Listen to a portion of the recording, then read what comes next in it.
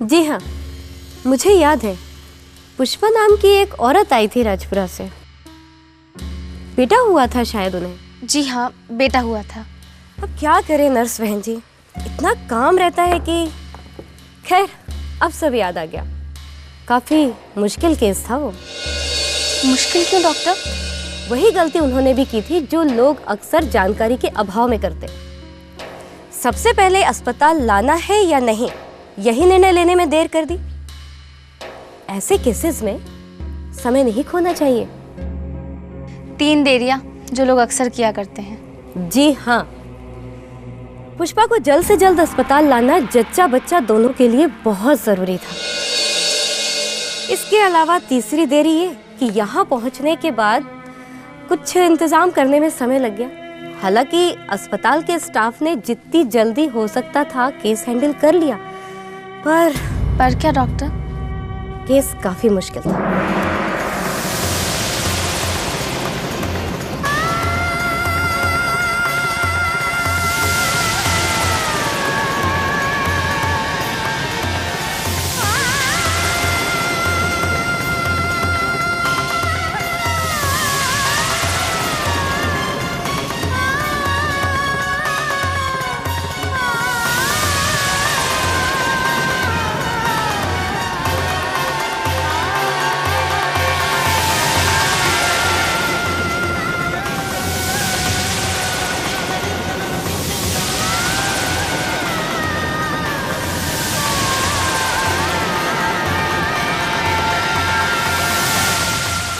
अब आप तो जानती हैं सविता जी, ऐसे केसेस में प्रॉब्लम्स होती रहती हैं। अब उनमें खून की कमी थी, वही खाना पीना ठीक नहीं रहा होगा।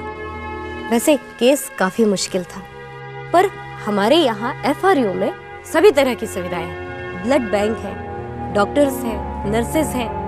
हमारे पास तजुर्बा है, इसलिए इस केस को भी संभाल लिया गया। मैंने उन्हें कहा था केस काफी मुश्किल है और मरीज की हालत भी ठीक नहीं है, इसलिए उन्हें कुछ दिन हमारी निगरानी में यहाँ FRU में रहने दिया जाए। पर क्या?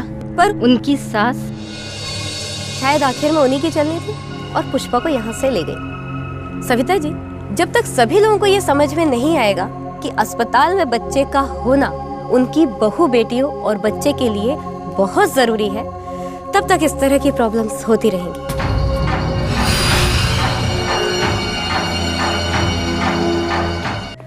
कमला, तू फिक्र क्यों कर रही है? पता नहीं शब्बो, क्या क्या सच झूठ। नर्स बहन जी कहती है कि मुझे डरना नहीं चाहिए, पर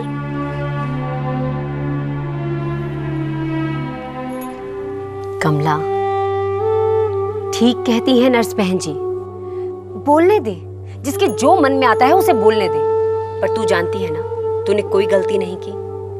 अरे तू तो यही चाहती थी कि पुष्पा और उसका बच्चा ठीक ठाक हो जाए और हमेशा ठीक ठाक रहे। तुझे पता है ना, बांके की मौत के वक्त भी लोगों ने मुझ पर कितनी तहमतें लगाई, लेकिन फिर सच सबके सामने आ गया। मैं सच कहती हूँ शब्बो, अगर मैं अपनी जान देकर भी पुष्पा को बचा पाती तो मैं।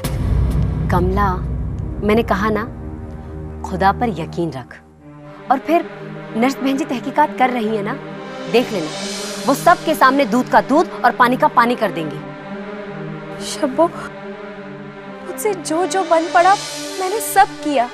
पुष्पा को सब समझाया, मौसी को भी हर बात बताई, पर होने को कौन टाल सकता है कमला? ये होनी टल सकती थी शब्बो।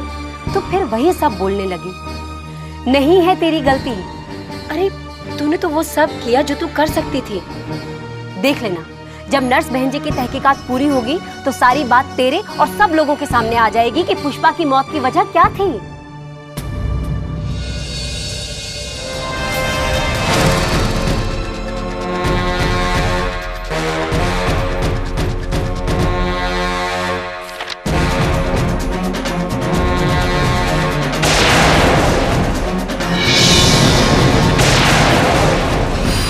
जैसी मेरी बहू के दर्द शुरू हुए, मैंने आशा बहन जी को बुलाने भेजा उन्होंने आने से मना कर दिया। फिर जैसे तैसे मैं बहू को पीएचसी लेकर गई, वहां उन्होंने इलाज करने से मना कर दिया।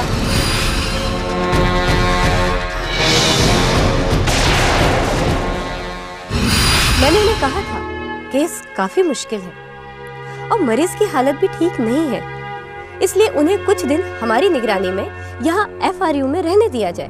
पर उनकी सास शायद आखिर में उन्हीं की चलनी थी और पुष्पा को यहाँ से ले गई। जब तक सभी लोगों को ये समझ में नहीं आएगा कि अस्पताल में बच्चे का होना उनकी बहू बेटियों और बच्चे के लिए बहुत जरूरी है, तब तक इस तरह की प्रॉब्लम्स होती रहेंगी।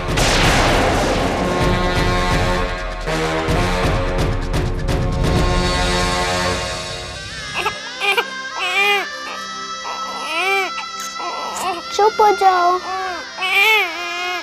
बेटी, ये चुप क्यों नहीं हो रहा?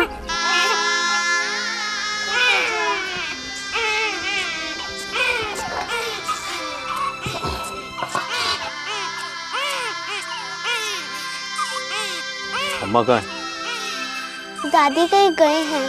तो तू चुप नहीं करा सकती इसे? क्या करूं बापू, चुप ही नहीं हो रहा है। तो जाके बाहर फेंक दे कर। जान ले ली है मेरी।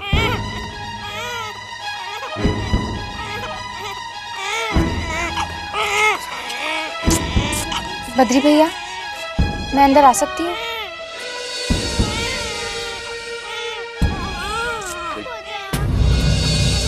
सुना नहीं, बाहर लेके जाए।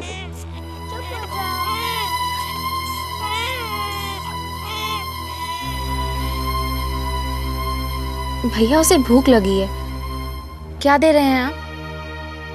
अम्मा रख रही है इसका ध्यान। आप अम्मा से मिलने आई है ना? जी। वो घर पर नहीं। कहाँ गई है अम्मा जी? पड़ोस के टोले में कोई पूजन है, सांझ तक लौटेंगी। भैया, क्या मैं आपसे कुछ बात कर सकती हूँ? बहन जी, जिसे जाना था वो चली गई, अब बातें खोदने से क्या फायदा। अच्छा बहन जी, मुझे काम पे जाना है।